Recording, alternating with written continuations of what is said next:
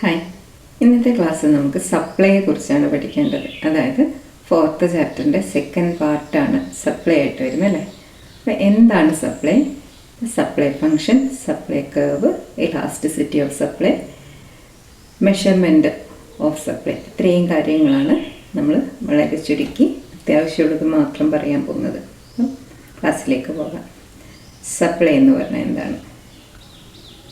സപ്ലൈയുടെ മലയാളം എല്ലാവർക്കും അറിയായിരിക്കും, പ്രധാനം എന്നാണ് അല്ലേ. പക്ഷെ നമുക്ക് പറയുന്ന മലയാളം വാക്കിനേക്കാളും എളുപ്പം ഇംഗ്ലീഷ് വാക്കാണ്.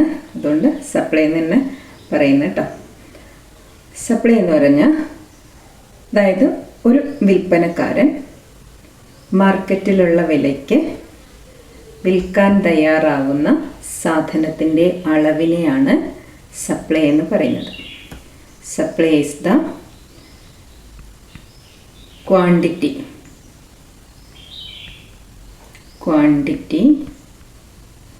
of a commodity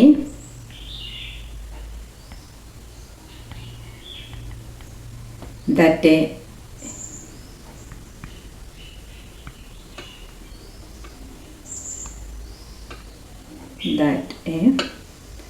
firm എന്ന് വെച്ചാൽ സെല്ലർ എന്നർത്ഥം. firm is ready to sell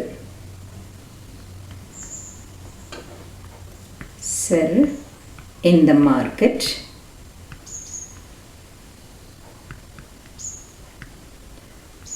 at different prices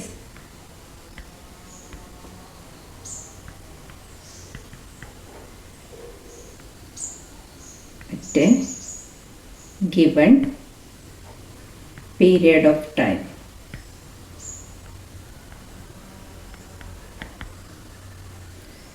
എന്താണ്? ഒരു ഫേം അഥവാ സെല്ലർ, വിൽപ്പനക്കാരൻ വിൽക്കാൻ തയ്യാറാവുന്ന ഒരു നിശ്ചിത വിലകളിൽ വിൽക്കാൻ തയ്യാറാവുന്ന ഒരു സാധനത്തിൻ്റെ വ്യത്യസ്ത അളവുകളെയാണ് സപ്ലൈ എന്ന് പറയുന്നത്. അപ്പോൾ നമുക്ക് ഡിമാൻഡിൻ്റെ കൗണ്ടർ പാർട്ടാണ് മാർക്കറ്റിൽ സപ്ലൈ എന്ന് പറയുന്നത്.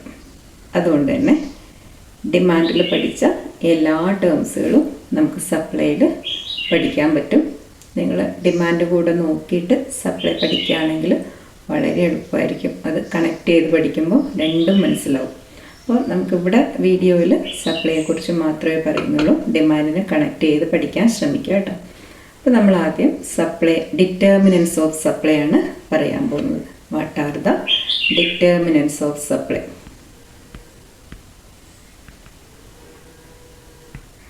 എന്നുവെച്ചാൽ എന്താണ്? സപ്ലൈയെ നിർണ്ണയിക്കുന്ന ഘടകങ്ങൾ എന്തൊക്കെയാണ്? സപ്ലൈ പ്രധാനത്തെ നിർണ്ണയിക്കുന്ന ഘടകങ്ങൾ എന്താണ്? നമ്മൾ ഡെഫിനിഷനിൽ തന്നെ കണ്ടു. എന്താണ്? ഡിഫറെൻ്റ് പ്രൈസസിൽ ഓഫർ ചെയ്യുന്ന quantity or amount of commodity ആണെന്നല്ലേ. അപ്പോൾ ഇവിടെ ഫസ്റ്റ് ഡിറ്റർമിനൻ്റ് ഓഫ് സപ്ലൈ, അതുകൊണ്ട് തന്നെ എന്താണ്? പ്രൈസ് ആണല്ലേ. Price. First determinant of supply is price of commodity. Price of the commodity.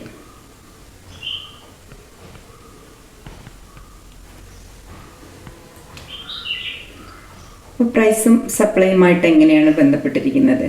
ഇപ്പോൾ നമ്മുടെ വീട്ടിൽ നമ്മൾ റബ്ബർ ഷീറ്റ്, കുരുമുളകൊക്കെ ഉണ്ടാവും അല്ലേ. അപ്പം മാർക്കറ്റിൽ ആ സാധനത്തിൻ്റെ വില കൂടുമ്പോൾ നമ്മൾ വീട്ടിലുള്ള സാധനങ്ങൾ കൊണ്ട് വിൽക്കും. റബ്ബർ ഷീറ്റിന് വില കൂടുമ്പോൾ നമ്മൾ കൂടുതൽ കൊടുക്കും. ഇനി വില കുറവാണെങ്കിൽ എന്ത് ചെയ്യും? നമ്മൾ എടുത്ത് മാറ്റി വെക്കും അല്ലേ, സൂക്ഷിച്ച് വെക്കും. വില കൂടുമ്പോൾ കൊടുക്കാമെന്ന് കരുതി സൂക്ഷിച്ച് വെക്കും. അപ്പോൾ എന്ന് വെച്ചാൽ എന്താണ്? പ്രൈസും സപ്ലൈയുമായിട്ട് പോസിറ്റീവ് റിലേഷനാണ് എന്നുള്ളത് മനസ്സിലാക്കാം. അതായത് വില കൂടുമ്പോൾ കൂടുതൽ സപ്ലൈ ചെയ്യുകയും വില കുറയുമ്പോൾ കുറച്ച് മാത്രം സപ്ലൈ ചെയ്യുകയും ചെയ്യും. The price and quantity supplied is positively related. നമുക്കിവിടെ അത് മാത്രം എഴുതാം. Price and quantity supplied is positively related. പ്രൈസും എന്ന് വെച്ചാൽ സപ്ലൈയും പോസിറ്റീവ്ലി റിലേറ്റഡ് ആണ് എന്ന് പറഞ്ഞു കഴിഞ്ഞാൽ when price increases supply also increases and vice versa. That is when price decreases, the quantity supplied decreases. അപ്പോൾ സപ്ലൈ കൂടുമ്പോൾ പ്രൈസ് കൂടുമ്പോൾ സപ്ലൈ കൂടുകയും പ്രൈസ് കുറയുമ്പോൾ സപ്ലൈ കുറയുകയും ചെയ്യുന്നതാണ് നമുക്ക് കാണാൻ കഴിയും. So the price and quantity supplied is related positively. Then second ഫാക്ടറാണ് രണ്ടാമത്തേത്. The second factor that determines supply is technology of the production. Technology of production അല്ലെ ടെക്നിക് ഓഫ് പ്രൊഡക്ഷൻ എന്നും കാണാം. ടെക്നോളജി എന്താണ്? സാങ്കേതിക വിദ്യയാണ് അല്ലെ. ടെക്നോളജി ഓഫ് പ്രൊഡക്ഷൻ ഉൽപാദന സാങ്കേതിക വിദ്യയാണ്. എന്നുവെച്ചാൽ എന്താണ്? അതായത് നമുക്കറിയാം സാധനങ്ങൾ രണ്ട് ടൈപ്പിലാണ് പ്രൊഡ്യൂസ് ചെയ്യുന്നത്, ലേബർ ഇൻറ്റൻസീവായിട്ടും ക്യാപിറ്റൽ ഇൻറ്റൻസീവായിട്ടും. അപ്പോൾ ലേബർ ഇൻറ്റൻസീവായിട്ട് പ്രൊഡ്യൂസ് ചെയ്യുന്ന സാധനങ്ങൾക്ക് ഇപ്പോൾ നമ്മൾ നോക്കിയേ ഹാൻഡ് വീവ്, ഹാൻഡ് എക്സിൻ സാധനങ്ങൾക്കൊക്കെ വില വളരെ കൂടുതലാണ് അല്ലേ. അതേസമയം മെഷീൻ മെയ്ഡ് കമ്മോഡിറ്റീസ് അഥവാ ക്ലോത്ത്സിന് വില കുറവായിരിക്കും. അപ്പോൾ ടെക്നിക് ഓഫ് പ്രൊഡക്ഷൻ ഇംപ്രൂവ് ചെയ്യുമ്പോൾ പ്രൈസ് കുറയുകയും ലോ ടെക്നോളജി അഥവാ ലേബർ ഇൻറ്റൻസീവ് ടെക്നോളജി യൂസ് ചെയ്യുകയാണെങ്കിൽ പ്രൈസ് കൂടുതലായിരിക്കും. അപ്പോൾ കമ്മോഡിറ്റി ഓഫ് പ്രൈസിനെ നമ്മൾ പി എന്ന് സൂചിപ്പിച്ചാൽ ടെക്നിക് ഓഫ് പ്രൊഡക്ഷനെ നമുക്ക് ടി എന്ന് സൂചിപ്പിക്കാം. അപ്പോൾ second factor technique of production അഥവാ ടെക്നോളജി, ഉൽപാദന സാങ്കേതിക വിദ്യയാണ്.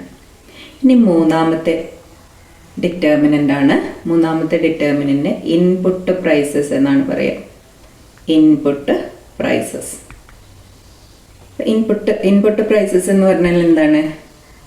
ഇൻപുട്ട്സ് എന്ന് പറഞ്ഞാൽ ഫാക്ടേഴ്സ് ഓഫ് പ്രൊഡക്ഷനും റോ മെറ്റീരിയൽസുമാണ് അല്ലേ.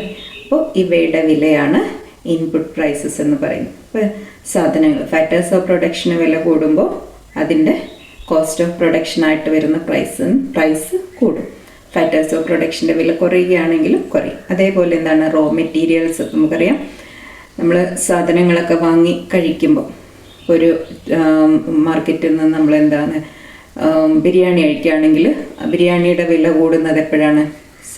അതിന് സവോളയ്ക്ക് അല്ലെങ്കിൽ ചിക്കനൊക്കെ വില കൂടുമ്പോഴാണ് ബിരിയാണിയുടെ വില മാർക്കറ്റിൽ കൂടുന്നത് അല്ലേ.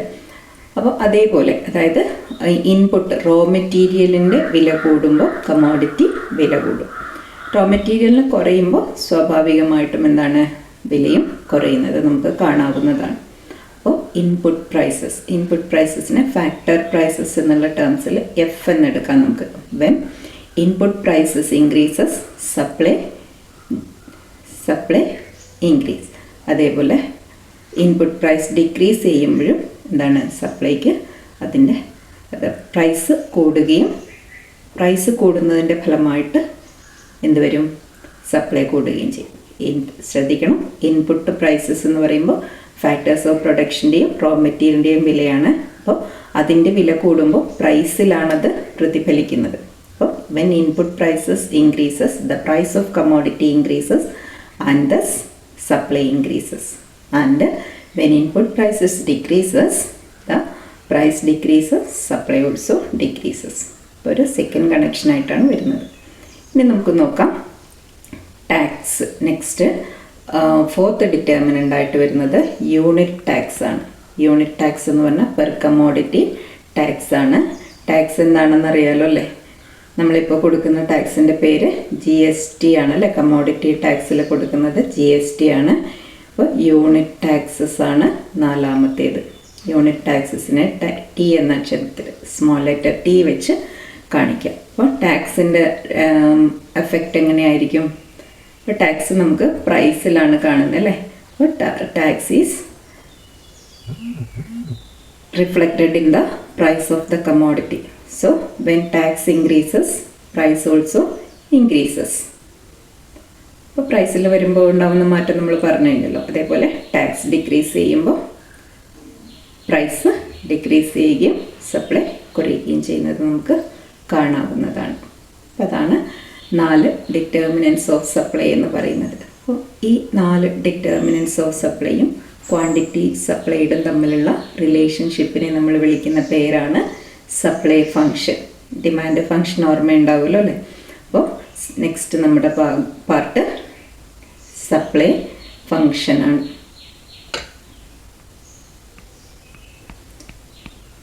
പ്രധാന ധർമ്മം എന്ന് മലയാളത്തിൽ പറയും സപ്ലൈ ഫങ്ഷൻ. അപ്പോൾ the mathematical relationship between quantity supplied and determinants of supply is called supply function. The mathematical the relation എന്ന് പറഞ്ഞാലും മതി. The relationship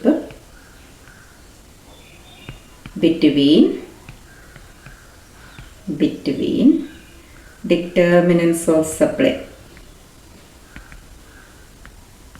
സപ്ലൈയെ നിർണ്ണയിക്കുന്ന ഘടകങ്ങളും determinants of supply and quantity supplied.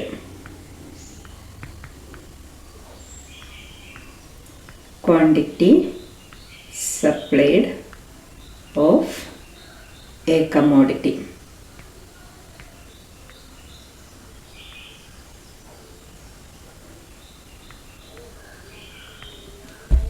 ഒരു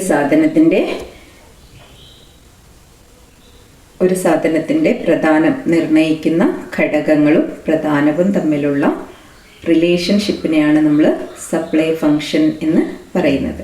അപ്പോൾ നമുക്ക് സപ്ലൈ ഫങ്ഷനെ എങ്ങനെയാണ് എഴുതുക? Mathematically quantity supplied QS is equal to F of, നമ്മൾ പ്രൈസാണ് ആദ്യം പറഞ്ഞല്ലേ, P. ദെൻ രണ്ടാമത്തേത് ടെക്നോളജിയാണ് പറഞ്ഞത്, T. മൂന്നാമത്തേത് ഇൻപുട്ട് പ്രൈസസ് ആണ്, F എന്ന് എഴുതി. നാലാമത്തേത് T, ടാക്സ് എന്ന് എഴുതി.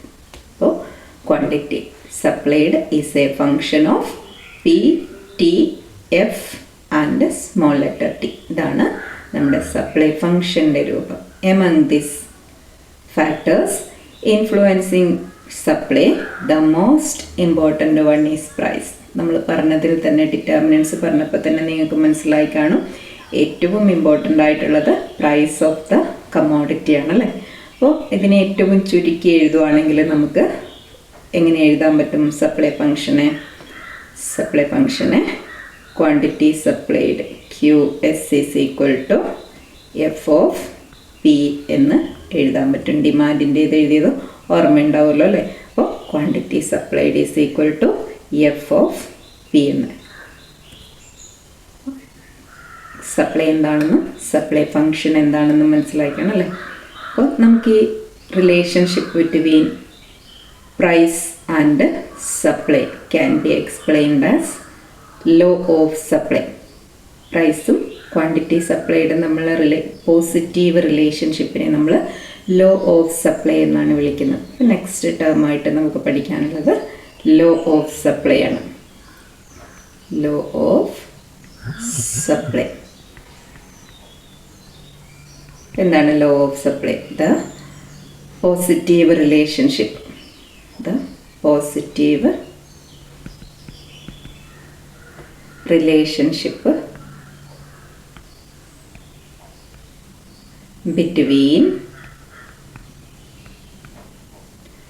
price and quantity supplied. Quantity supplied is called law of supply. അതായത് പ്രൈസും ക്വാണ്ടിറ്റി സപ്ലൈഡും തമ്മിലുള്ള റിലേഷൻഷിപ്പിനെയാണ് നമ്മൾ സപ്പോസിറ്റീവ് റിലേഷൻഷിപ്പിനെ, നമ്മൾ ഡിമാൻഡിൽ നമ്മൾ കണ്ടായിരുന്നല്ലേ നെഗറ്റീവ് റിലേഷൻഷിപ്പ് എന്ന് പറഞ്ഞ പോലെ ഇവിടെ എന്താണ് the positive relationship between the price of the commodity and the supply of a commodity is called law of supply. ഇനി ലോ ഓഫ് സപ്ലൈ സ്റ്റേറ്റ് ചെയ്യുന്നത് എങ്ങനെയാണെന്നുള്ളതാണ് നമുക്ക് കാണേണ്ടത്. ഡിമാൻഡ് സ്റ്റേറ്റ് ചെയ്തത് ഓർക്കുമല്ലോ അല്ലേ. അപ്പോൾ law of supply is stated as other things remaining the same more will be supplied at higher and higher prices എന്നാണ്. അപ്പോൾ സ്റ്റേറ്റ്മെൻറ്റ് എഴുതാം നമുക്ക്.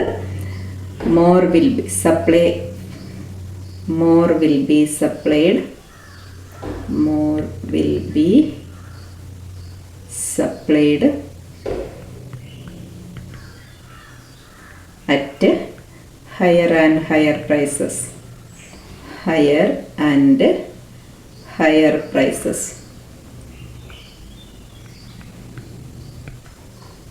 ഇതാണ് നമ്മൾ സപ്ലൈ സ്റ്റേറ്റ് ചെയ്യുന്ന രീതി. Other things remaining the same.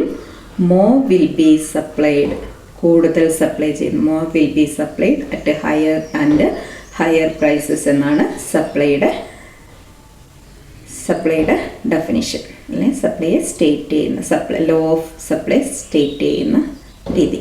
ഇനി നമുക്കിതിനെ പ്രൂഫായിട്ട് supply schedule, the proof for law of supply is supply schedule and supply curve.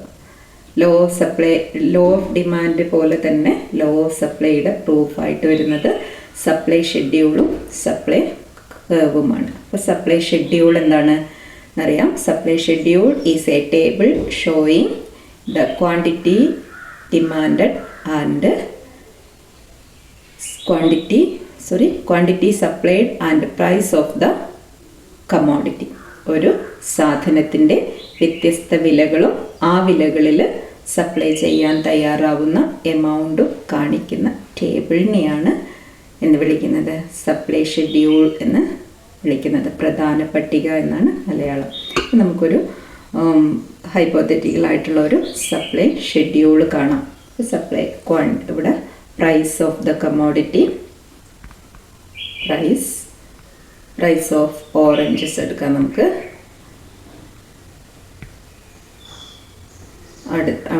Next column quantity of oranges, quantity supplied, price per K G ആണ്, per rupees. ഇവിടെ quantity supplied per kilogram. Price per റുപ്പീസും quantity supplied per K ജിയുമാണ് നമ്മൾ പറയുന്നത്. അപ്പോൾ നമുക്ക് കാണാം. ഇപ്പം സപ്പോസ് ഓറഞ്ചിന് വില 50 രൂപയാണെന്ന് വിചാരിക്കാം. 50 രൂപയായപ്പോൾ ക്വാണ്ടിറ്റി സപ്ലൈഡ് 100 kg ആണ് ഒരു കടയിൽ ആയിരിക്കും. ഇനി 50-ൽ നിന്നും 100 രൂപയായിട്ട് വില കൂടി. അപ്പോൾ സപ്ലൈ എന്ത് ചെയ്തു? വില കൂടുമ്പോൾ സപ്ലൈ കൂടും അല്ലേ? അപ്പോൾ ഇവർ സപ്ലൈ ചെയ്യുന്നത് 200 കിലോയാണ്. ഇനി 150 രൂപയായിട്ട് വില കൂടി. അപ്പോൾ ഇവർ 400 കിലോ സപ്ലൈ ചെയ്യുന്നു. 200 രൂപയായിട്ട് കൂടി.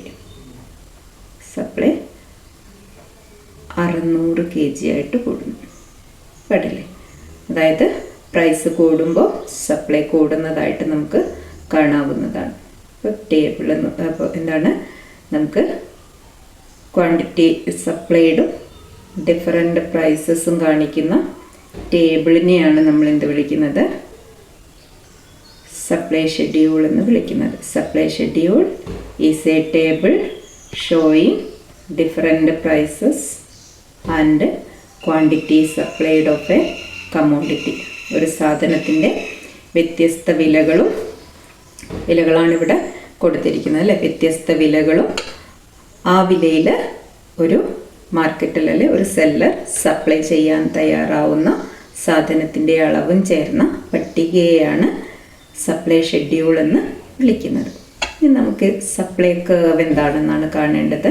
സപ്ലൈ കർവ് എന്താണ്? Supply curve is the graphical representation of supply schedule. Supply curve.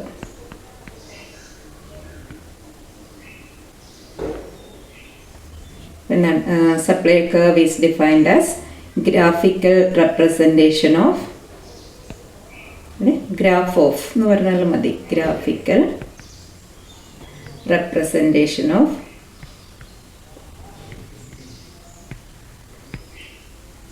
supply schedule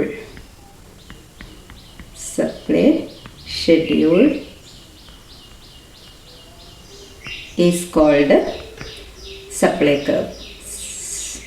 supply ഷെഡ്യൂളിൻ്റെ ഗ്രാഫ് രൂപത്തെയാണ് സപ്ലൈ കർവ് എന്ന് വിളിക്കുന്നത്. അപ്പം നമുക്ക് മേലെ ഇവിടെ തന്നിരിക്കുന്ന സപ്ലൈ ഷെഡ്യൂളിൻ്റെ ഗ്രാഫ് വരച്ച് നോക്കാം അല്ലേ.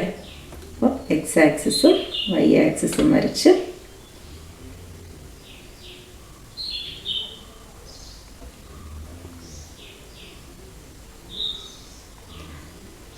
on the y-axis we take a price of the commodity. The x-axis quantity supplied is taken. Quantity supplied. അപ്പോൾ ഇനി ഇവിടെ നമുക്ക് മാർക്ക് ചെയ്യാം. പ്രൈസ് 50, 100, 150, 200. ഇവിടെ നമുക്ക് ക്വാണ്ടിറ്റി സപ്ലൈഡ് എക്സ് ആക്സിസിൽ 100, 200, 300, 400,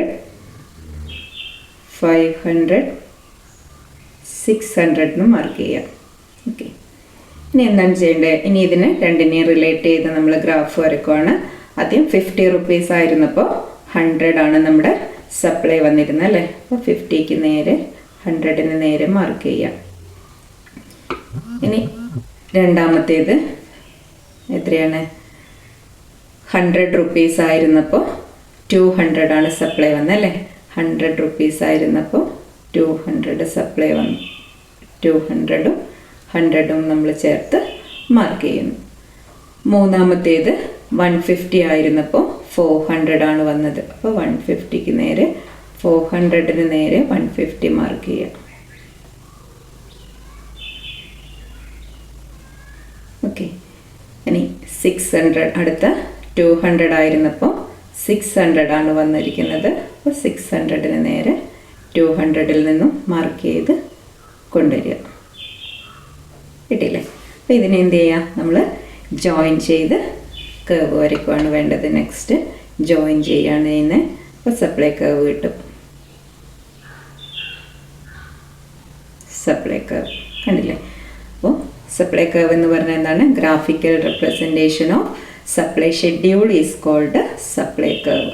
ഗ്രാഫിക്കൽ റെപ്രസെൻറ്റേഷൻ, അതായത് സപ്ലൈ പട്ടികയുടെ, പ്രധാന പട്ടികയുടെ ഗ്രാഫ് രൂപത്തെയാണ് നമ്മൾ സപ്ലൈ കർവ് എന്ന് വിളിക്കുന്നത്. ഇവിടെ സപ്ലൈ കർവിൻ്റെ പ്രത്യേകത നോക്കിയാൽ നമ്മൾ ഇത് എങ്ങനെയാണ്? ഇറ്റ് ഈസ് എ പോസിറ്റീവ് ആണ് അല്ലേ. പോസിറ്റീവ് ഓർ അപ്വേർഡ് സ്ലോപ്പിംഗ് കർവാണ് സപ്ലൈ കർവ് എന്ന് പറയുന്നത്. അതായത് ലെഫ്റ്റ് ബോട്ടത്തിൽ നിന്നും റൈറ്റ് ടോപ്പിലേക്കാണ് ഇൻക്രീസിങ് കർവാണ്.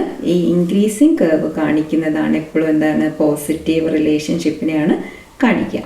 അപ്പോൾ ക്ലിയർ ആയി കാണുമല്ലോ അല്ലേ? സപ്ലൈ കർവും സപ്ലൈ ഷെഡ്യൂളും പറഞ്ഞു. ഇനി നമുക്ക് പ്രൈസിലുണ്ടാവുന്ന മാറ്റമനുസരിച്ച് സപ്ലൈയിലുണ്ടാവുന്ന മാറ്റത്തെക്കുറിച്ചാണ് പറയാനുള്ളത്. പ്രൈസിലുണ്ടാവുന്ന മാറ്റവും സപ്ലൈയിലുണ്ടാവുന്ന മാറ്റവും അനലൈസ് ചെയ്യുന്നത് ഇലാസ്റ്റിസിറ്റി ഓഫ് സപ്ലൈ എന്ന ടേം വെച്ചാണ്. Elasticity of supply,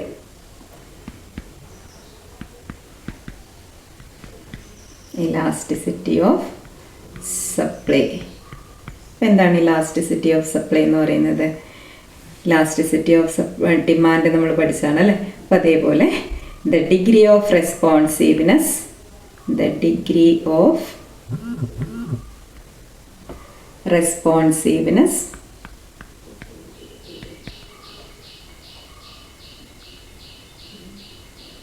in the quantity demanded, in the quantity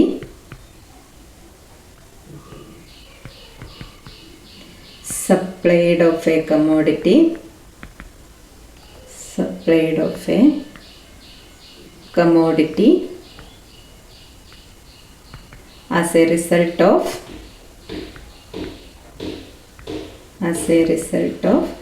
changes in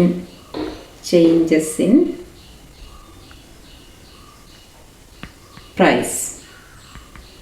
അപ്പോൾ ഇവിടെ നമ്മൾ പ്രൈസ് ഇലാസ്റ്റിസിറ്റിയാണ് പറയുന്നത്. പ്രൈസ് ഇലാസ്റ്റിസിറ്റി ഓഫ് സപ്ലൈ ആണ് പറയുന്നത്.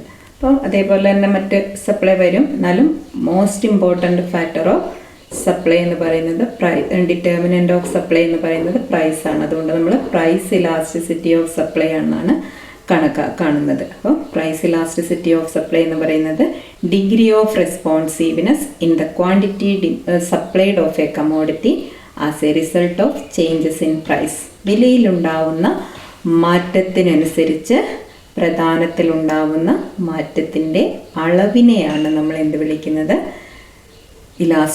വില ഇലാസ്തികത, പ്രധാനത്തിൻ്റെ വില ഇലാസ്തികത എന്ന് വിളിക്കുന്നത്. അപ്പോൾ നമ്മൾ ക്വാണ്ടിറ്റി ഡിമാൻഡ് പറഞ്ഞതുപോലെ തന്നെ ഇവിടെയും 5 ഡിഗ്രീസ് ആണ് ഉള്ളത്. Elasticity of supply is divided into 5. Elasticity of സപ്ലൈയും നമ്മൾ 5 ആയിട്ടാണ് തിരിച്ചിരിക്കുന്നത്. 5 types of price elasticity of supply.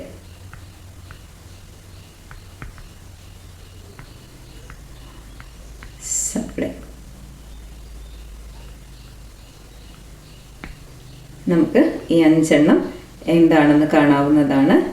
അപ്പോൾ 5 ടൈപ്സ് ഓഫ് ഇലാസ്റ്റിസിറ്റി എന്ന് പറയുന്നത് ഏതൊക്കെയായിരിക്കും? നമ്മൾ പെർഫെക്റ്റ് ഡിമാൻഡിൻ്റെ കേസിൽ നമ്മൾ പഠിച്ചിട്ടുണ്ട്. പെർഫെക്റ്റ്ലി ഇലാസ്റ്റിക്, അതേ കേസുകൾ തന്നെയാണ് ഇവിടെയും വരേണ്ടത്. അപ്പോൾ ഒന്നാമത്തേത് പെർഫെക്റ്റ്ലി ഇലാസ്റ്റിക് സപ്ലൈ ആണ്. രണ്ടാമത്തേത് പെർഫെക്റ്റ്ലി ഇൻഇലാസ്റ്റിക് സപ്ലൈ ആണ്. മൂന്നാമത്തേത് യൂണിറ്ററി ഇലാസ്റ്റിക് സപ്ലൈ എന്ന് പറയും. നാലാമത്തേന് മോർ ഇലാസ്റ്റിക് സപ്ലൈ എന്നാണ് പറയുക. അഞ്ചാമത്തേന് ലെസ് ഇലാസ്റ്റിക് അഥവാ ഇൻഇലാസ്റ്റിക് സപ്ലൈ എന്ന് പറയും. അപ്പോൾ നമുക്ക് ഈ 5 എന്താണെന്ന് കാണാം. ഒന്നാമത്തേത് perfectly elastic supply. Perfectly elastic supply അതായത് when a small change in price lead to infinite change in quantity supplied, അതിനെയാണ് നമ്മൾ പെർഫെക്റ്റ്ലി ഇലാസ്റ്റിക് സപ്ലൈ എന്ന് പറയുന്നത്. Small change in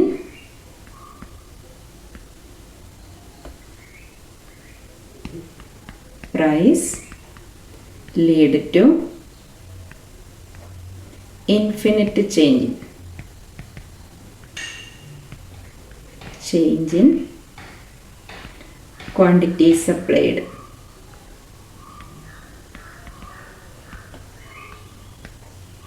Quantity supplied is called perfectly elastic supply.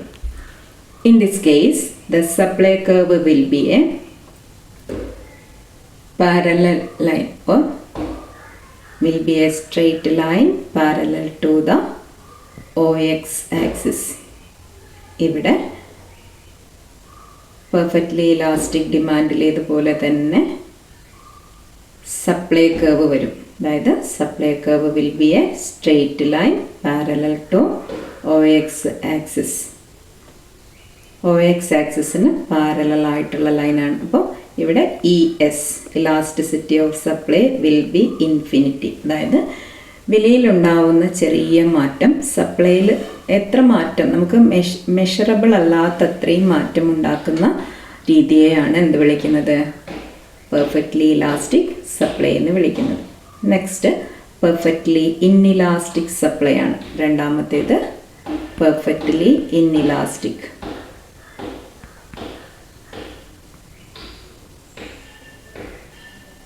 Perfectly inelastic.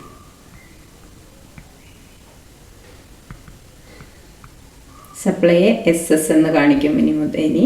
അപ്പോൾ perfectly inelastic supply എന്ന് പറയുന്നത് whatever be the price of the commodity, the quantity supplied remains the same. Price എന്തായാലും, പ്രൈസിൽ എങ്ങനെ മാറ്റം വന്നാലും കൂടിയാലും കുറഞ്ഞാലും ഒക്കെ എന്താണ് ക്വാണ്ടിറ്റി സപ്ലൈഡ് ഒരേപോലെ നിൽക്കുന്നതിനെയാണ് നമ്മൾ പെർഫെക്റ്റ്ലി ഇൻഇലാസ്റ്റിക് സപ്ലൈ എന്ന് വിളിക്കുന്നത്. അപ്പോൾ നമുക്ക് എന്താണ് whatever be the price be the price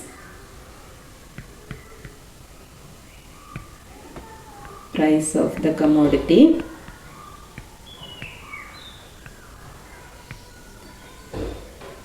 that supply remains unchanged.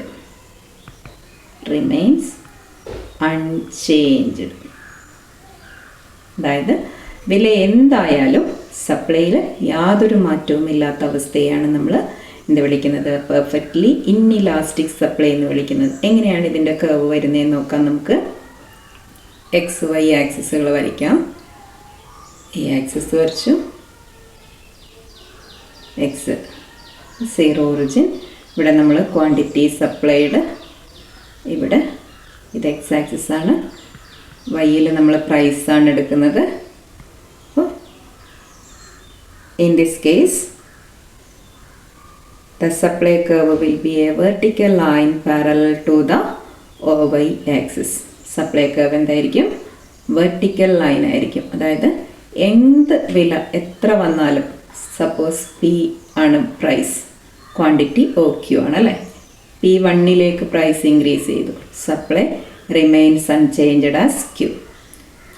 Suppose P2 price increases to P2 ആയിട്ട് ഇൻക്രീസ് ചെയ്യുന്നു, then also the quantity supplied is Q. അതായത് P ആണെങ്കിലും Q ആണ് ക്വാണ്ടിറ്റി സപ്ലൈഡ്, P1 Q ആണ്, P2 Q ആണ്. എത്ര മാറിയാലും, അതായത് എത്ര കൂടുന്തോറും എങ്ങനെയാണ് വരുന്നത്, ക്വാണ്ടിറ്റി സപ്ലൈഡ് എപ്പോഴും OQ ആയിരിക്കും. അപ്പോൾ ഇവിടെ എന്താണ്, elasticity of supply ES is equal to 0 ആയിരിക്കും. അപ്പോൾ ഇനി നമുക്ക് മൂന്നാമത്തെ ഇതാണ് നോക്കേണ്ടത്. സപ്ലൈയിൽ 3 quantity supply, elasticity of supply. Third degree is unitary elastic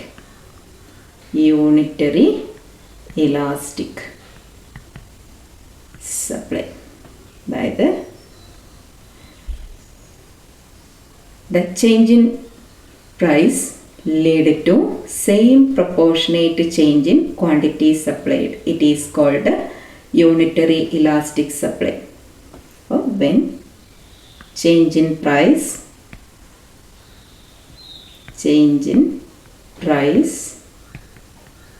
lead to same proportionate change.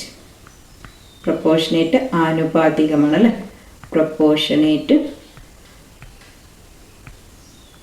Change in quantity supplied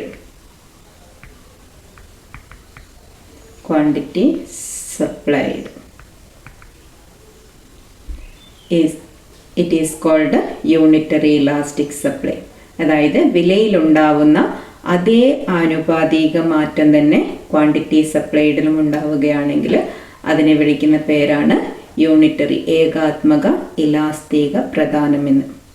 അപ്പോൾ ഇങ്ങനെ വരുമ്പോൾ എന്താണ് വരുന്നത്, വില 10 യൂണിറ്റ് കൂടുമ്പോൾ സപ്ലൈയും 10 യൂണിറ്റ് കൂടും അല്ലേ. അപ്പോൾ വില 5 യൂണിറ്റ് കുറയുകയാണെങ്കിൽ സപ്ലൈ 5 യൂണിറ്റ് കുറയുകയാണ് ചെയ്യുന്നത്. അപ്പോൾ എത്ര കൂടുന്നോ അത്രയും എമൗണ്ട്, അതിൽ എത്ര മാറ്റം വിലയിലുണ്ടാവുന്നു അതേ മാറ്റം തന്നെ സപ്ലൈയിലും ഉണ്ടാവുന്ന രീതിയാണ്. നമുക്കിതിൻ്റെ ഡയഗ്രാം എങ്ങനെയാണ് വരുന്നതെന്ന് നോക്കാം. എക്സ് വൈ ആക്സിസിൽ വരയ്ക്കാം. നമുക്ക് എക്സ് ആക്സിസിൽ സപ്ലൈ ആണ് എടുക്കുന്നത്, വൈ ആക്സിസിൽ പ്രൈസും എടുത്താൽ എങ്ങനെ വരുന്നു നോക്കാം. അപ്പോൾ പ്രൈസിലുണ്ടാവുന്ന അതേ മാറ്റമാണ് വരേണ്ടത് അല്ലേ. അപ്പോൾ നോക്കിയേ, സപ്ലൈ കർവിൽ വരുന്നത് എങ്ങനെയാണെന്ന് നോക്കാം. സപ്പോസ് OP പ്രൈസിൽ OQ ക്വാണ്ടിറ്റി വന്നു. നോക്കിയേ, സെക്കൻഡ് P1 ആയിട്ട് ഇൻക്രീസ് ചെയ്യുന്നു, പ്രൈസ് ഇൻക്രീസസ് P2 P1, Pയിൽ നിന്നും P1 ആയിട്ട് ഇൻക്രീസ് ചെയ്യുന്നു, quantity supplied increases to Q1. ഇനി P2 ആയിട്ട്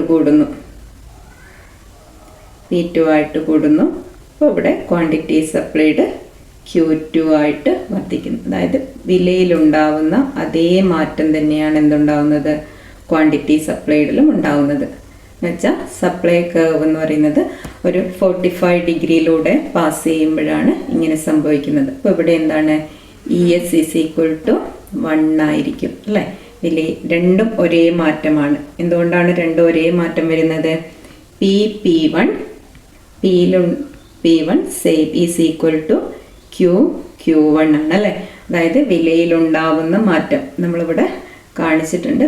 വിലയിലുണ്ടാവുന്ന അതേ മാറ്റമാണ് ക്വാണ്ടിറ്റി ഡിമാൻഡിലും ഉണ്ടാവുന്നത്. അതുകൊണ്ട് P1 is equal to Q1. Therefore ES elasticity of supply is equal to 1. അതിനെയാണ് യൂണിറ്ററി ഇലാസ്റ്റിക് സപ്ലൈ എന്ന് പറയുന്നത്. ഇനി നമുക്ക് കാണേണ്ടത് മോർ ഇലാസ്റ്റിക് സപ്ലൈ ആണ്.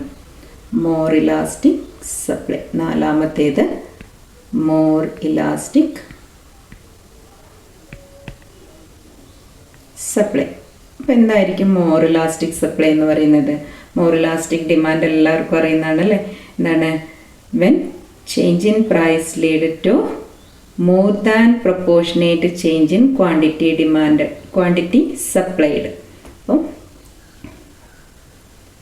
Small change in price lead to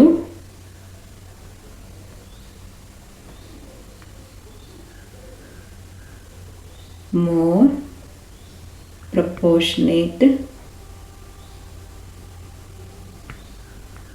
അല്ലെങ്കിൽ മോർ ബിഗ് ചേഞ്ച് ഇൻ എന്ന് പറഞ്ഞാലും മതി കേട്ടോ. More proportionate change in quantity supplied. വിലയിലുണ്ടാകുന്ന ചെറിയ മാറ്റം സപ്ലൈയിൽ, പ്രധാനത്തിൽ വലിയ മാറ്റം ഉണ്ടാക്കുന്നതിനെയാണ് എന്ത് വിളിക്കുന്നത്? മോർ ഇലാസ്റ്റിക് സപ്ലൈ എന്ന് വിളിക്കുന്നത്. അപ്പോൾ മോർ ഇലാസ്റ്റിക് സപ്ലൈയുടെ ഡയഗ്രാം എങ്ങനെ വരുന്നു എന്ന് നോക്കാം നമുക്ക്. XY ആക്സിസുകൾ വരയ്ക്കുന്നു. അപ്പോൾ എക്സിലും വൈയിലൊക്കെ എന്താണ് മെഷർമെൻ്റ് എടുക്കുന്നതെന്നൊക്കെ അറിയാമല്ലേ. അപ്പോൾ ഇവിടെ എക്സിൽ സപ്ലൈ ആണ് എടുക്കുന്നത്, വൈയിൽ നമ്മൾ പ്രൈസുമാണ് എടുക്കുന്നത് അല്ലേ. നമ്മളൊരു സപ്ലൈ കർവ് വരയ്ക്കുകയാണ്. സപ്ലൈ കർവ് അപ്പം നോക്കാം നമുക്ക്. ഈ സപ്ലൈ കർവിൽ OP പ്രൈസിൽ എന്താണ് സപ്ലൈ നോക്കാം. OP ആയിരുന്നപ്പോൾ സപ്ലൈ OQ ആണ് ഉണ്ടല്ലേ. ഇനി Pയിൽ നിന്നും P1 ആയിട്ട് പ്രൈസ് കൂടി. പ്രൈസ് Pയിൽ നിന്നും P1 ആയിട്ട് കൂടി. അപ്പോൾ ക്വാണ്ടിറ്റി സപ്ലൈഡ് എന്ത് സംഭവിച്ചു നോക്കിയേ. വില കുറച്ചൊന്ന് മാറിയതേ ഉള്ളൂ അല്ലേ. അപ്പോൾ ക്വാണ്ടിറ്റി സപ്ലൈഡ് എത്ര മാറി? ഇരട്ടിയിലധികം മാറിയിട്ട് കാണാം അല്ലേ. അപ്പോൾ P1 എന്ന് പറയുന്നത് ഇത്രയും മാറ്റമേ ഉണ്ടായുള്ളൂ. അതേസമയം Q1 മാറിയത് വളരെ കൂടുതൽ മാറ്റമുണ്ടായല്ലേ. അപ്പോൾ അതുകൊണ്ട് തന്നെ എന്താണ്, ഗ്രേറ്റർ ദാൻ 1 ആയിരിക്കും ഇലാസ്റ്റിസിറ്റി എന്ന് പറയുന്നത്. അപ്പോൾ നമുക്ക് നോക്കാം. P1 greater than Q1. That is Q1 greater than P1. വിലയിലുണ്ടാകുന്ന മാറ്റത്തെക്കാളും വളരെ കൂടുതലാണ് ക്വാണ്ടിറ്റി സപ്ലൈഡിൽ ഉണ്ടാകുന്ന മാറ്റം. അതുകൊണ്ട് എന്താണ്, therefore ES elasticity of supply greater than 1. ES എന്ന് പറയുന്നത് ഗ്രേറ്റർ ദാൻ 1 ആയിരിക്കും. ഒന്നിനേക്കാൾ കൂടുതലാവുന്ന കേസാണ് മോർ ഇലാസ്റ്റിക് സപ്ലൈ എന്ന് പറയുന്നത്. ക്ലിയർ ആയല്ലോ അല്ലേ. ഇനി അടുത്തത് അഞ്ചാമത്തെ ഇലാസ്റ്റിസിറ്റി ഓഫ് സപ്ലൈ ആണ്. Fifth one is called less elastic supply. Less elastic supply. Less elastic supply എന്ന് പറയുന്നത് എന്തായിരിക്കും? Change in price lead to proportionately low change in അല്ലെ less change in quantity supplied is called inelastic or less elastic supply. Change in price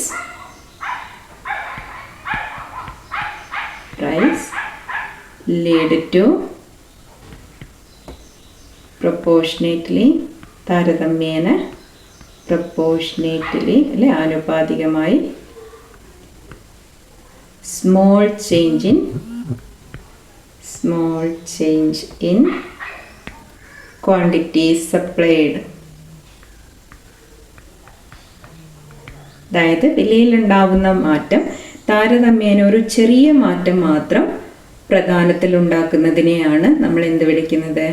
inelastic അഥവാ less elastic supply എന്ന് പറയുന്നത്. അപ്പോൾ എന്താണ് case വരുന്നതെന്ന് നമുക്ക് ഡയഗ്രത്തിലൂടെ കാണാം. എക്സ് ആക്സിസ് വരയ്ക്കാം, വൈ ആക്സിസും വരയ്ക്കാം.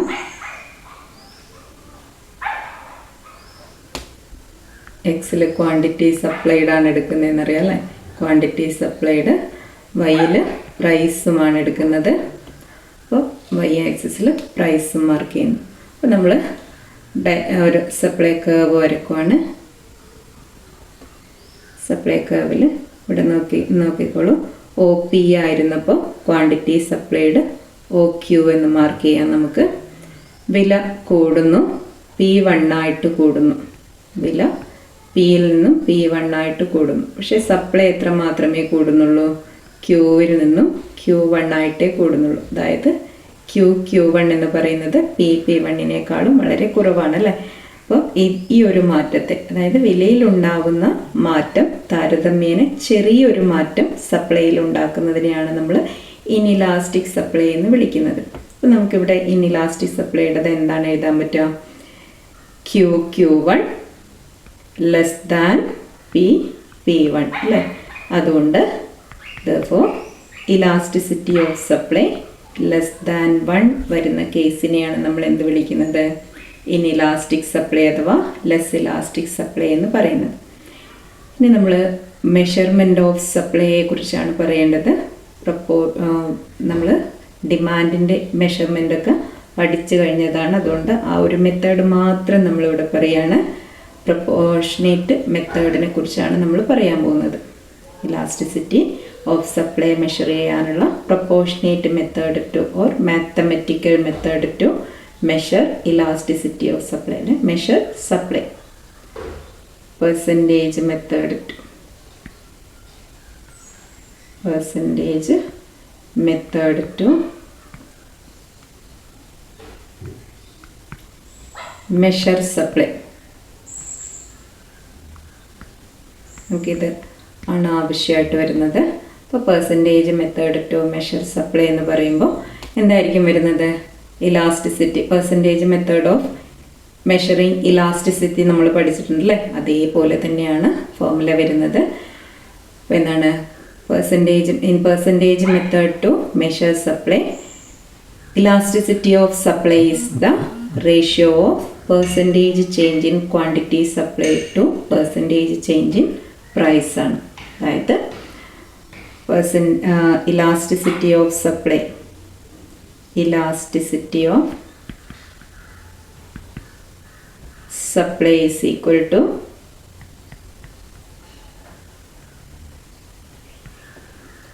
percentage or proportionate change in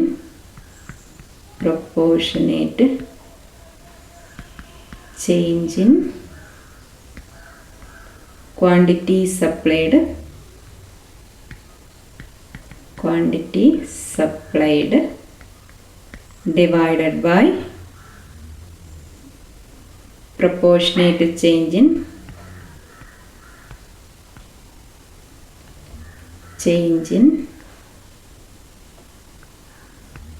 price ആണ്.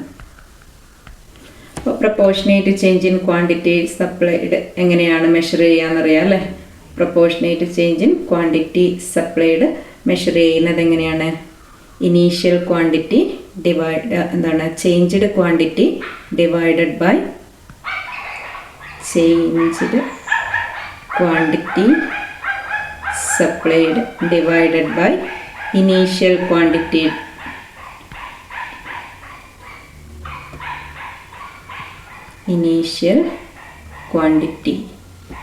whole divided by changed price divided by initial price എന്നാണല്ലേ? Initial price. അപ്പോൾ ഇതിനെ നമ്മൾ എങ്ങനെയാണ് എഴുതുന്നത്? ചേഞ്ച്ഡ് ക്വാണ്ടിറ്റിയെ ഡെൽറ്റ ക്യൂ എന്നും ഇനീഷ്യൽ ക്വാണ്ടിറ്റിയെ ക്യൂ എന്നും എഴുതാം. ഹോൾ ഡിവൈഡഡ് ബൈ ചേഞ്ച്ഡ് പ്രൈസിനെ ഡെൽറ്റ പി എന്നും ഇനീഷ്യൽ പ്രൈസിനെ പി എന്നും മാർക്ക് ചെയ്യുക അല്ലേ. അങ്ങനെയാണെങ്കിൽ ഇതിനെ ഡിവൈഡ് ചെയ്യുന്നിടത്ത് എന്താണ്, റെസിപ്രോക്കൽ മൾട്ടിപ്ലിക്കേഷൻ ആണ് വരുന്നത് അല്ലേ. ദാറ്റ് ഈസ് ഈക്വൽ ടു എങ്ങനെ എഴുതുക, delta Q divided by Q into ഇവിടെ എന്ത് വരും, പി ബൈ ഡെൽറ്റ പി എന്നാവും അല്ലേ. അപ്പോൾ ഇതിൻ്റെ ഫൈനൽ ഫോർമുല എന്താണ് വരിക, ഇതിനെ ക്രോസ് മൾട്ടിപ്ലൈ ചെയ്തിട്ടാണ് എടുക്കേണ്ടത്. അപ്പോൾ ക്രോസ് മൾട്ടിപ്ലിക്കേഷൻ നടത്തുമ്പോൾ delta Q divided by delta P into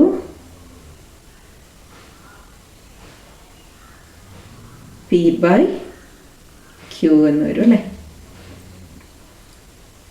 അപ്പോൾ നമ്മുടെ ഫോർമുല, ഫൈനൽ ഫോർമുല എന്ന് പറയുന്നത് delta Q by delta P into P by Q എന്നുള്ളതാണ്. അപ്പോൾ ഇതിൻ്റെ വാല്യൂ എങ്ങനെയാണ് കിട്ടുക എന്നറിയാം നമുക്ക്. ഇത് ചെയ്ത് കഴിഞ്ഞാൽ ഒന്നുകിൽ 0 കിട്ടും, അല്ലെങ്കിൽ 1 കിട്ടും, അല്ലെങ്കിൽ ഗ്രേറ്റർ ദാൻ 1 കിട്ടും, അല്ലെങ്കിൽ എന്ത് കിട്ടും, ലെസ് ദാൻ 1 കിട്ടും, അല്ലെങ്കിൽ ഇൻഫിനിറ്റി. അപ്പോൾ 0 ആകുമ്പോൾ പെർഫെക്റ്റ്ലി ഇൻഇലാസ്റ്റിക് എന്ന് പറയും. 1 ആകുമ്പോൾ യൂണിറ്ററി ഇലാസ്റ്റിക് ആണ്. ഗ്രേറ്റർ ദാൻ 1 ആകുമ്പോൾ മോർ ഇലാസ്റ്റിക് ആണ്. ലെസ് ദാൻ 1 ആകുമ്പോൾ ലെസ് ഇലാസ്റ്റിക് അഥവാ ഇൻഇലാസ്റ്റിക് ആണ്. ഇൻഫിനിറ്റി ആകുമ്പോൾ പെർഫെക്റ്റ്ലി ഇലാസ്റ്റിക്. അപ്പോൾ അതാണ് നമ്മൾ മുകളിൽ എക്സ്പ്ലെയിൻ ചെയ്ത ടൈപ്സ് ഓഫ് ഇലാസ്റ്റിസിറ്റി. അപ്പോൾ പ്രൊപ്പോർഷനേറ്റ് മെത്തേഡിൽ അല്ലെ പെർസെൻറ്റേജ് മെത്തേഡ് ഓഫ് മെഷറിങ് ഇലാസ്റ്റിസിറ്റിയാണ് നമ്മളിതിൽ കണ്ടത്. ഇനി നമുക്ക് സപ്ലൈ കർവ് തന്നു കഴിഞ്ഞാൽ ഇലാസ്റ്റിസിറ്റി ഫിക്സ് ചെയ്യുന്നത് എങ്ങനെയാണെന്ന് കൂടെ നോക്കണം. അപ്പോൾ given supply curve and elasticity.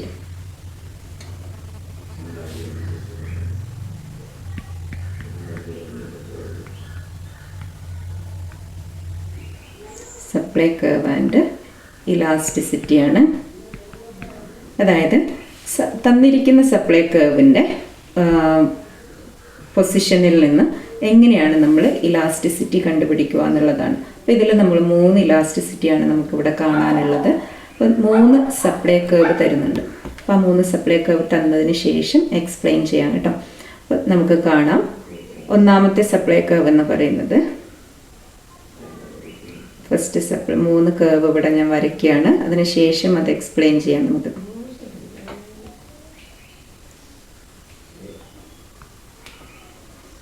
First supply curve, അതായത് ഇലാസ്റ്റിസിറ്റി, നമുക്ക് സപ്ലൈ കർവ് തന്നിട്ട് ഇലാസ്റ്റിസിറ്റി എത്രയായിരിക്കുമെന്ന് മെഷർ ചെയ്യാൻ പറയാറുണ്ട്. അപ്പോൾ ഒന്നാമത്തേത് ഇങ്ങനെ ഒരു സപ്ലൈ കർവാണ് തരുന്നതെന്നിരിക്കും. രണ്ടാമത്തേത്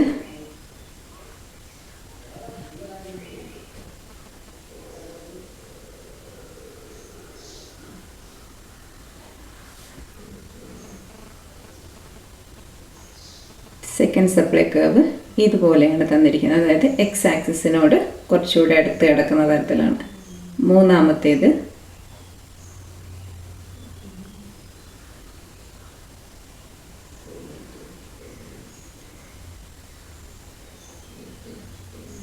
ഇതുപോലെയാണ് തരുന്നതെന്നിരിക്കും. തേർഡ് സപ്ലൈ കർവ് ഇതേപോലെയും തന്നിട്ടുണ്ടെന്നിരിക്കും. ഇങ്ങനെ നമുക്ക് 3 സപ്ലൈ കർവുകൾ തന്നിട്ട് എക്സാമിന് വന്നിരിക്കുന്ന ഒരു ക്വസ്റ്റ്യനാണ്. അപ്പോൾ 3 സപ്ലൈ കർവ് വന്നിട്ട് ഇലാസ്റ്റിസിറ്റി എന്തായിരിക്കും എന്ന് ചോദിക്കാൻ പറഞ്ഞാൽ ആദ്യം ചെയ്യേണ്ടത് എന്താണെന്ന് വെച്ചാൽ ഈ 3 സപ്ലൈ കർവിനെയും നമ്മൾ ഒറിജിനിലേക്ക്, അതായത് നീട്ടി വരയ്ക്കുകയാണ് വേണ്ടത്. അപ്പോൾ ഒറിജിൻ നമുക്കറിയാം അല്ലേ, അതായത് എക്സ് ആക്സിസിലേക്കോ വൈ ആക്സിസിലേക്കോ എവിടത്തേക്കാണോ ഇത് ടച്ച് ചെയ്യുന്നത് അതനുസരിച്ചാണ് സപ്ലൈ ഫിക്സ് ചെയ്യപ്പെടുന്നത്. അപ്പോൾ ഒന്നാമത്തെ സപ്ലൈ കർവിനെ നമ്മൾ നീട്ടി വരച്ചു വെക്കുന്നു. എവിടേക്കാണ്, ഒറിജിനിലേക്കാണ് പോകുന്നത് കണ്ടില്ലേ. അപ്പോൾ ഒറിജിനിലേക്ക് പോകുമ്പോൾ ഈ സപ്ലൈ കർവിന് എന്താണ് വരുന്നത്, രണ്ടാമത്തെ സപ്ലൈ കർവിനെ നീട്ടി വരച്ചപ്പോൾ വൈ ആക്സിസിലാണ് കട്ട് ചെയ്യുന്നത്. ഇനി തേർഡ് സപ്ലൈ കർവിന് നീട്ടി വരച്ച് കഴിയുമ്പോൾ ഇതിലാണ് എക്സ് ആക്സിസിലാണ് ടച്ച് ചെയ്യുന്നത്. അപ്പോൾ നമുക്ക് ഇതിൽ നിന്ന് സപ്ലൈ കർവിൻ്റെ ഇലാസ്റ്റിസിറ്റി നമുക്ക് പറയാവുന്നതാണ്. If the supply curve, extension of supply curve is to the ഒറിജിനിലേക്കാണ് നമുക്ക് സപ്ലൈ കർവ് എക്സ്റ്റെൻഡ് ചെയ്യാൻ പറ്റുന്നതെങ്കിൽ, ഒന്നാമത്തേൽ പറയുന്നത് എന്താണ്, ഒറിജിനിലേക്കാണ് എക്സ്റ്റെൻഡ് ചെയ്യപ്പെടുന്നതെങ്കിൽ അതിനെ നമ്മൾ ES ഈസ് ഈക്വൽ ടു 1 എന്ന് വെച്ചാൽ എന്താണ്, യൂണിറ്ററി ഇലാസ്റ്റിക് സപ്ലൈ ആണ്. Unitary elastic. ഇനി if the extended part goes on to the OY axis, OY ആക്സിസിലേക്കാണ് പോകുന്നതെങ്കിൽ നമ്മളിതിനെ more elastic supply, ES greater than 1 ആണ്, മോർ ഇലാസ്റ്റിക് സപ്ലൈ ആണ്, മോർ ഇലാസ്റ്റിക് സപ്ലൈ ആയിരിക്കും. ഇനി if the extended portion cuts the x-axis, x-axisനെയാണ് cut ചെയ്യുന്നത്, ES less than 1 inelastic supply ആയിരിക്കും, ഇൻഇലാസ്റ്റിക് സപ്ലൈ ആയിരിക്കും.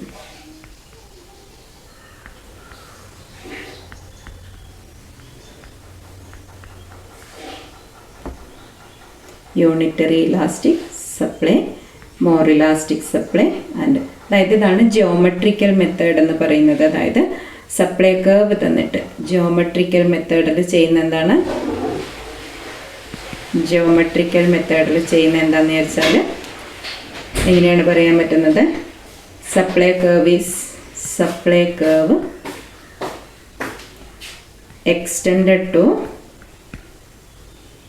extended to the nearest axis. So, if extended portion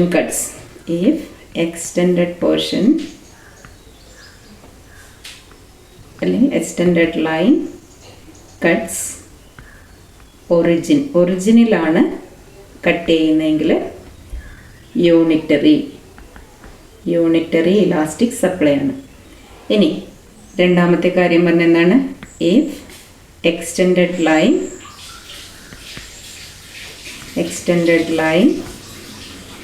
cuts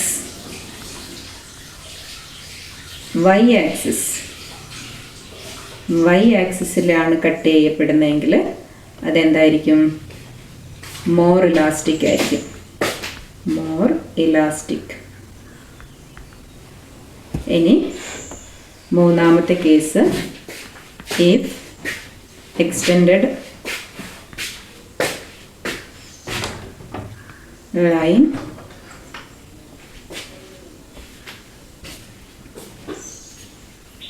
cuts